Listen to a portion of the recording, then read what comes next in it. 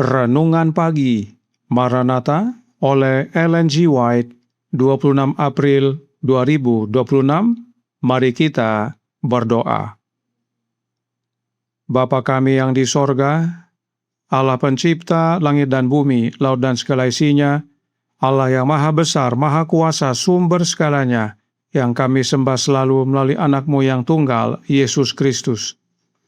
Terpujilah Yesus, anak Allah yang maha tinggi, yang adalah penebus, penolong, penghibur, pengantara kami. Pada pagi hari ini kami bersyukur boleh bangun dan berbakti, dan sebagaimana membaca dan mendengarkan nasihat firman-Mu, kiranya ini menjadi pertobatan bagi kami semua, agar menjadi penatalayan-Mu ya Bapa yang setia. Beserta kami sepanjang perbaktian ini, kehendak-Mu yang jadi. Ampun kami akan dosa dan salah, karena kami berdoa hanya dalam nama Anak Allah yang tunggal, Yesus Kristus, yang adalah Tuhan dan Juru Selamat kami. Amin. Renungan hari ini akan dibacakan oleh Ibu Sinta Lohonauman. Kepada Ibu Sinta, kami persilahkan. Terima kasih, selamat pagi. Bacaan renungan kita pada pagi ini, Minggu 26 April 2026 berjudul Semua Harta Kita Untuk Allah.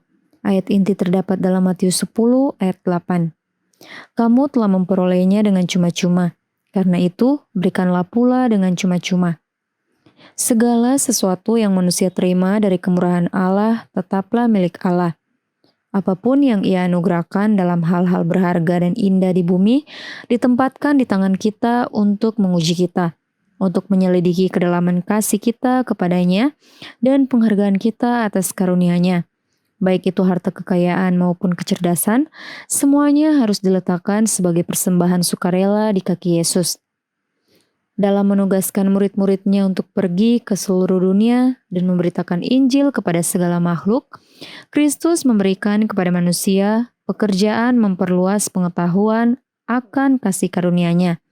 Tetapi sementara sebagian pergi untuk mengabarkan, Ia memanggil yang lain untuk memberikan persembahan guna mendukung pekerjaannya di bumi. Tidak semua dapat memberikan persembahan yang besar.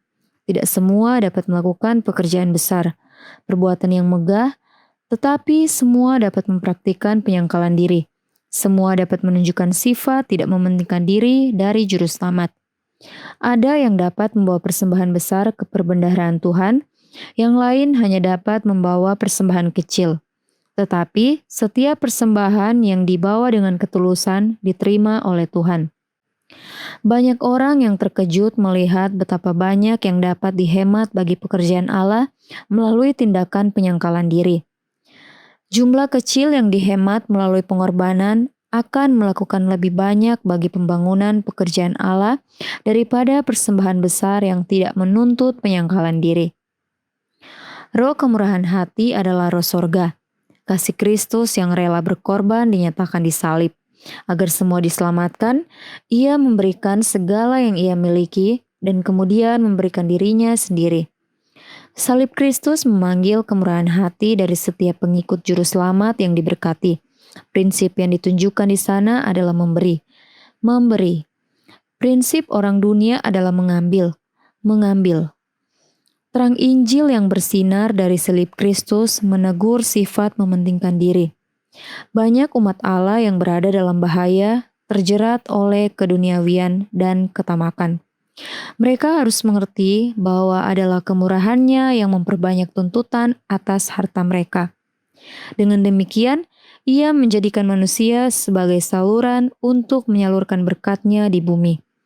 Allah merencanakan sistem kemurahan hati agar manusia dapat menjadi seperti penciptanya, murah hati dan tidak mementingkan diri di dalam karakter, dan akhirnya bersama dengan Kristus dalam upah kekal yang mulia. Demikian bacaan renungan kita pada pagi ini. Tuhan Yesus memberkati. Terima kasih atas penatalanan Ibu Sinta. Tuhan Yesus memberkati. Selamat pagi saudaraku dalam Tuhan. Roh Nubuat berkata dalam The Ministry of Healing halaman 207 paragraf 1 yang berbunyi, berapa banyak uang telah dibelanjakan untuk hal-hal yang sekadar berhala, perkara-perkara yang menyita pikiran, waktu dan tenaga yang seharusnya dimanfaatkan untuk kegunaan yang lebih tinggi. Berapa banyak uang yang telah disia-siakan untuk rumah dan perabot mewah, untuk kesenangan-kesenangan diri, makanan mewah yang tidak menyehatkan, dan pemanjaan yang merugikan. Kemudian dalam paragraf 2 dikatakan, banyak orang yang mengaku pengikut Tuhan membelanjakan uang begitu banyak untuk membeli pakaian, sehingga tidak ada lagi yang dapat disisihkan untuk kebutuhan orang lain. Perhiasan dan pakaian mahal-mahal yang mereka pikir harus dimiliki, tanpa peduli akan kebutuhan orang-orang yang dengan susah payah menyediakan pakaian yang paling sederhana untuk diri mereka. Padahal renungan pagi hari ini berkata dalam Maranatha halaman 124 paragraf 2. Segala sesuatu yang manusia terima dari kemurahan Allah tetaplah milik Allah.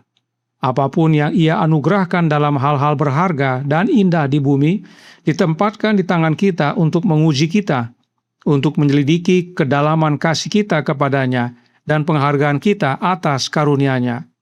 Baik itu harta kekayaan maupun kecerdasan, semuanya harus diletakkan sebagai persembahan sukarela di kaki Yesus. Harta yang Allah percayakan kepada kita adalah untuk memajukan pekerjaannya, yaitu agar para pekerjanya dapat pergi ke seluruh dunia dan mengabarkan Injil kepada banyak orang.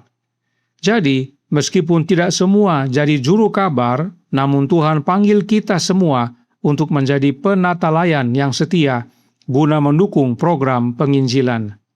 Oleh sebab itu, Roh Nubuat menyatakan dalam The Ministry of Healing, halaman 212 paragraf 3. Alkitab tidak menghukum siapapun karena kaya, jika ia memperoleh kekayaannya dengan jujur. Bukan uang, tetapi kecintaan akan uanglah yang menjadi akar segala kejahatan. Allah lah yang memberi manusia kuasa untuk memperoleh kekayaan, dan di tangan orang yang bertindak sebagai pengelola milik Allah, menggunakan hartanya tanpa mementingkan diri sendiri. Kekayaan adalah berkat, baik bagi pemiliknya maupun bagi dunia. Tetapi banyak orang yang terlalu asyik dengan kepentingan mereka akan harta duniawi menjadi tidak peka terhadap tuntutan Allah dan kebutuhan sesama manusia. Karenanya renungan pagi hari ini menasihatkan dalam Maranatha halaman 124 paragraf 5. Banyak orang akan terkejut melihat betapa banyak yang dapat dihemat bagi pekerjaan Allah melalui tindakan penyangkalan diri. Jumlah kecil yang dihemat melalui pengorbanan akan melakukan lebih banyak bagi pembangunan pekerjaan Allah daripada persembahan besar yang tidak menuntut penyangkalan diri. Oleh sebab itu, kebutuhan kita adalah kehadiran Kristus dalam hati kita, agar kita menjadi penatalayan yang setia. Roh Nubuat berkata dalam manuskrip 7 tahun 1898 paragraf 8. Roh Kristus ada padanya, Dia mengungkapkan kasih, rasa iba, dan belas kasihan juru selamat, karena Dia adalah satu dengan Kristus. Roh penatalayanan adalah rohnya Yesus, sebab Yesus rela menjadi miskin agar kita menjadi kaya. Yesus tinggalkan sorga demi kita yang hina. Kita perlu rohnya Yesus, maka roh kemurahan hati menjadi bagian kita dalam mendukung pekerjaan Tuhan dan dalam menjangkau jiwa-jiwa. Renungan pagi hari ini menutup dalam halaman 124 paragraf 6. Roh kemurahan hati adalah roh sorga, kasih Kristus yang rela berkorban dinyatakan di salib. Agar manusia diselamatkan, Ia memberikan segala yang Ia miliki dan kemudian memberikan dirinya sendiri. Salib Kristus memanggil kemurahan hati dari setiap pengikut juru selamat yang diberkati. Saudara sekalian, Roh Nubuat berkata, Allah tidak akan meninggalkan kita untuk bekerja sendirian. Sejak pemberitaan pertama pekabaran malaikat ketiga, malaikat-malaikat Allah telah menunggu untuk bekerja sama dengan manusia yang sungguh-sungguh dan bertekad untuk bekerja.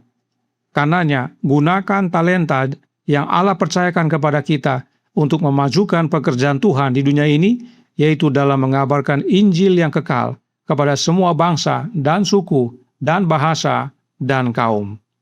Tuhan memberkati, saya bawa dalam nama Yesus. Amin. Mari kita berdoa. Bapa kami yang di sorga, Allah pencipta langit dan bumi, laut dan segala isinya, Allah yang maha besar, maha kuasa, sumber segalanya, yang kami sembah selalu melalui anak-Mu yang tunggal, Yesus Kristus. Terima kasih atas nasihat yang begitu baik tentang penata layanan. Penting bagi kami menyadari bahwa segala yang Engkau percayakan ya Tuhan adalah milik-Mu, dan kami perlu menggunakannya untuk kemuliaan bagi nama-Mu serta pekerjaan-Mu di dunia ini. Karenanya tolong kami ya Bapa, karuniakanlah roh anak-Mu dalam hati ini, sebab hanya dengan menerima rohnya Kristus maka roh kedermawanan menjadi bagian kami. Kami menjadi umat-umat yang penuh belas kasihan, yang rela berkorban untuk kemajuan pekerjaan-Mu dalam mengabarkan Injil menjangkau jiwa-jiwa.